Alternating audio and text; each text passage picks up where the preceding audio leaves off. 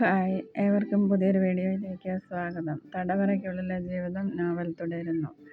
കത്തിൽ സൂചിപ്പിച്ച വഴികളിലൂടെ യാത്ര ചെയ്ത പവൻ മീനാക്ഷിപുരത്തെത്തിച്ചേർന്നു.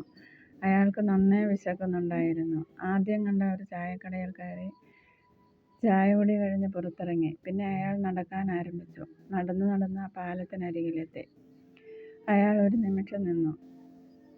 പിന്നെ പതിയെ പാലം കടന്ന് അക്കരെയെത്തി. അപ്പോൾ അയാൾ കണ്ടു സാമാന്യം തരക്കേടില്ലാത്ത ഒരു വീട്. വീടിന് വിശാലമായ മുറ്റം. മുറ്റത്തിന് വെളിയിലായി തണൽ മരങ്ങൾ വെച്ച് പിടിപ്പിച്ചിരിക്കുന്നു. അയാൾ വാച്ചിൽ നോക്കി. സമയം 11:30 ആവാറായി. പവൻ വീട്ടുമുറ്റത്തേക്ക് കയറി ചെന്നു. ഇവിടെ ആരുമില്ലേ? അയാൾ വിളിച്ചു ചോദിച്ചു. അപ്പോൾ അകത്തുനിന്ന് ഒരാൺകുട്ടി പുറത്തേക്കിറങ്ങി വന്നു. അവനെ കണ്ടപ്പോൾ പവന്റെ നെഞ്ചിലൊരു പിടച്ചിൽ അനുഭവപ്പെട്ടു. മുറ്റത്ത് നിൽക്കുന്ന ആളെ കണ്ടതും ദീപു നിശ്ചലനായി നിന്നുപോയി. എന്നിട്ട് ആ കണ്ണുകളിലേക്ക് നോക്കി. അവന്റെ ഹൃദയമിടിപ്പ് കൂടി. ആരാണിത്? തൻ്റെ മനസ്സിൽ വർഷങ്ങളായി സൂക്ഷിച്ചു വെച്ച അച്ഛൻ്റെ മുഖം അവൻ്റെ ഓർമ്മയിൽ തെളിഞ്ഞു വന്നു. തൻ്റെ പവനച്ഛനാണോ ഇത്?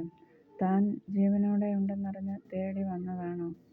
അവനറിയാതെ ഉള്ളിൽ നിന്ന് ഉയർന്നു വന്ന തേങ്ങൽ അവൻ കടിച്ചമർത്തി. എന്നിട്ട് ചോദിച്ചു, ആരാ? പവനും സ്വപ്നലോകത്തായിരുന്നു. അവൻ്റെ ചോദ്യമൊന്നും അയാൾ കേട്ടില്ല. വർഷങ്ങൾക്ക് മുമ്പ് തനിക്ക് നഷ്ടമായ ദീപുമോനെ അവനിലൂടെ കാണുകയായിരുന്നു അയാൾ.